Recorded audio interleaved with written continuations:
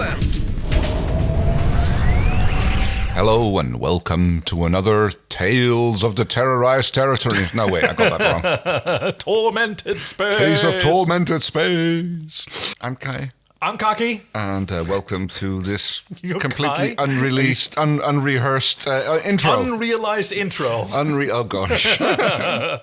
We've just finished Season 4, Episode 11, Unrealized Reality. We're recording this immediately after.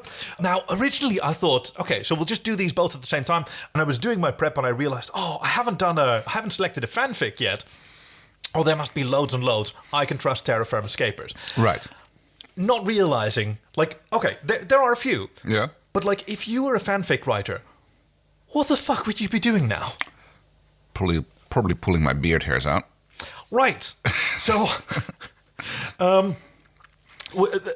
I now realize why there are so few stories to select from in the episode fillers section of the Terra Firma Escapers, which has been such a reliable source of these fantastic fanfics. So there were several stories that have been written relating to unrealized realities. One of them was called Realized Realities and a few other ones. But this episode that we've just watched marked the end of the first half of Season 1, and then there was a bit of a hiatus for the next one. So I just had lots of time. Lots and lots of time. So they wrote lots and lots of words. Yeah, so this other story that I was looking at, which had a really good premise, namely, something that Aaron said in the first episode, my people might have helped you. Yes. Right? Which, in hindsight, is maybe where a lot of the sort of John as a PK agent or maybe peacekeeper came from the last episode. Yeah. And it was 179,000 words. That's going to take a while to read. Yeah. Even the first chapter. That's like a novel? That isn't... Well, according to the National Novel Writing Month, the novel is about 50,000 words. That right, starts. Great Gatsby, Twilight, thereabouts. So this is 4 times as much. Right, so yes. A little bit too long to do in one of our sessions. So instead, we're doing this one, which I found. It is called 3 Women by Officersun524. Originally posted at Kansas, which is title of this forum before, or the previous forum, right? First you had Kansas and then you had Terra Firma Escapers. And it is part of the Companion Chronicles series, apparently. And the summary reads, this is the companion to Unrealized Realities, rated PG. Thanks again to KNS, as usual, for beta. Not sure who that is. Probably another Not escaper. Kern Zelda. Oh, there's a lyric here. It's another one of those ones with the lyrics. This yes. is Billy Joel. How are you on your Billy Joel? Not this song. Billy Joel. Okay, do you want to try a melody? We'll both take a sip of gin, and then we'll see if a melody comes to us.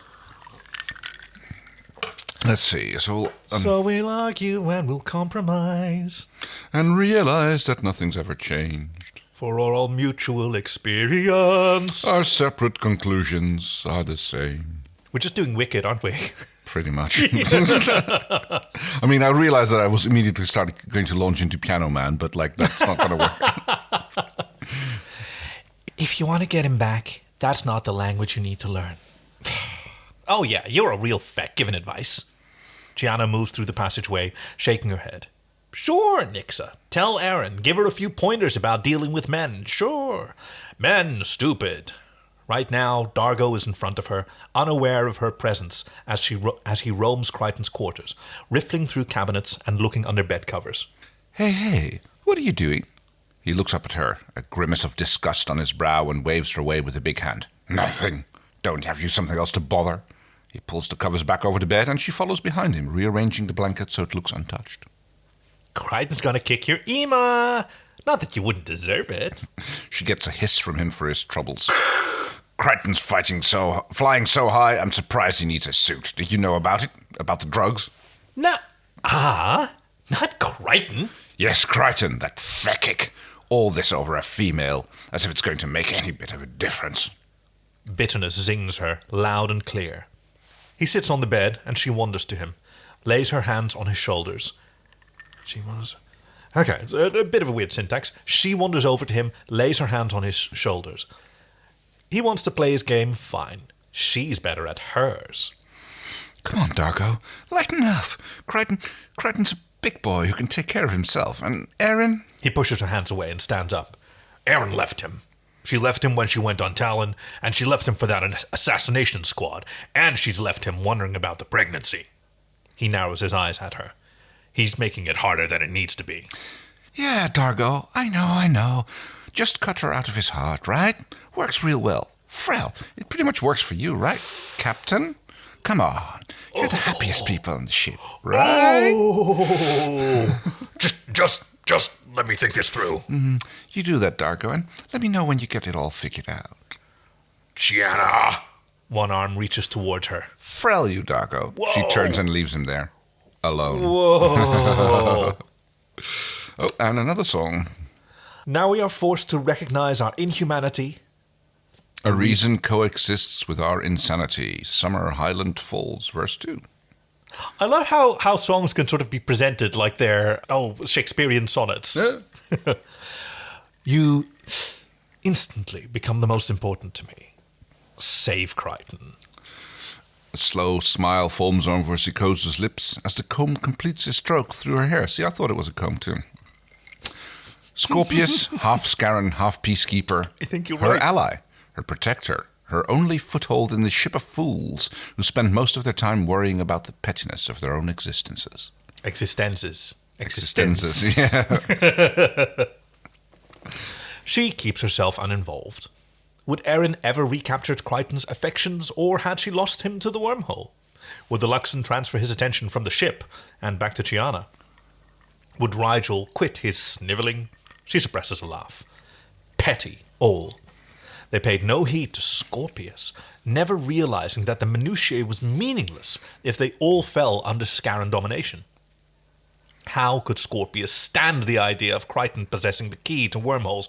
Crichton with his false bravado and shifting emotions. The idea that her fate was tied to his kept her from a sound sleep most nights. Sikozu. Scorpius' gloved hand smooths her hair and lays her comb aside.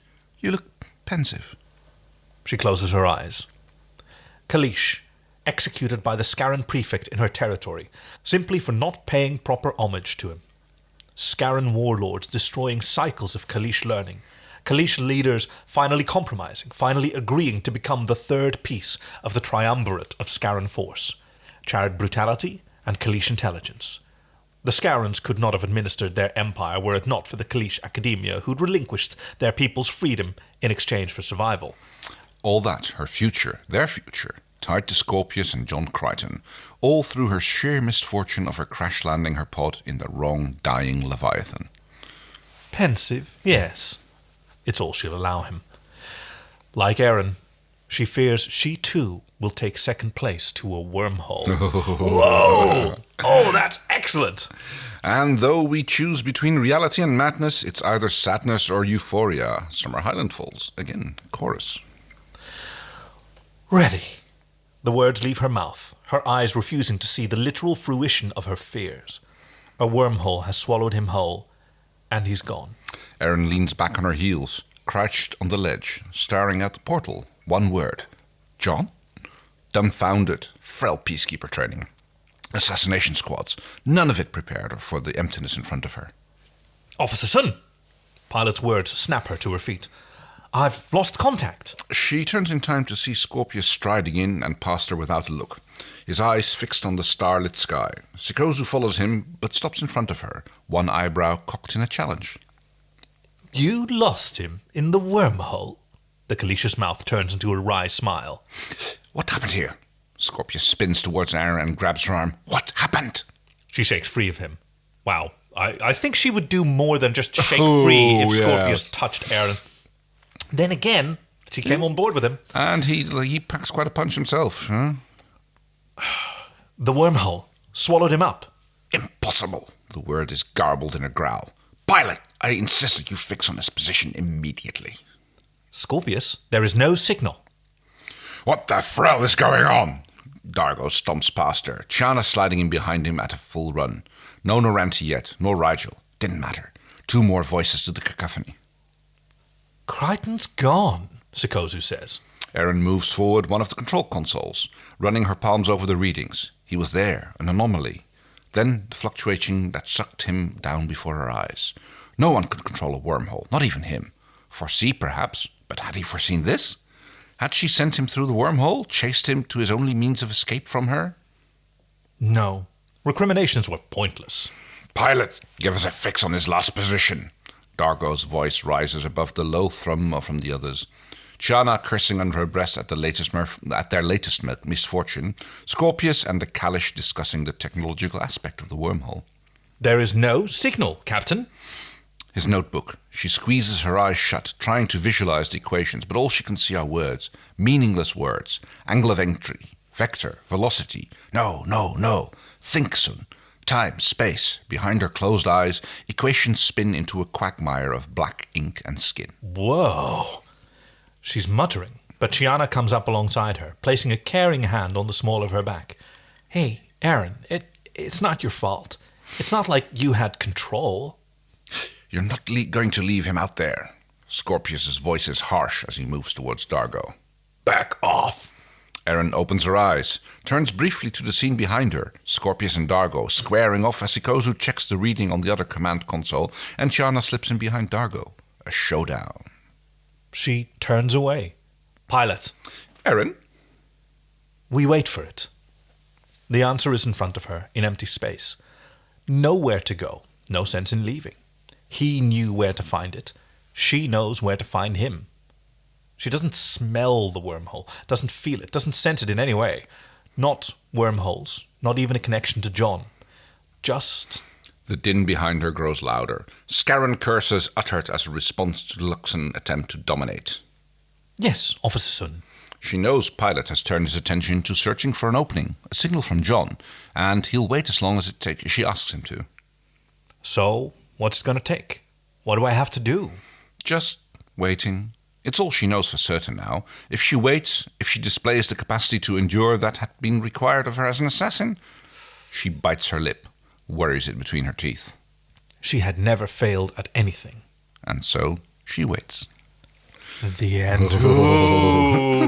Oh, wow.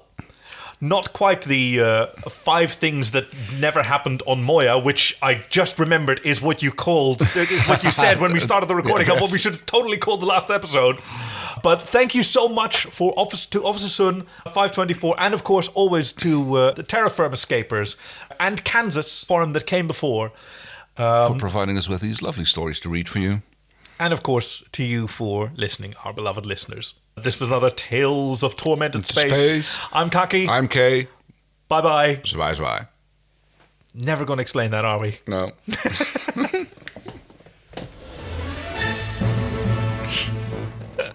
Ask any Dutchman. Or South African.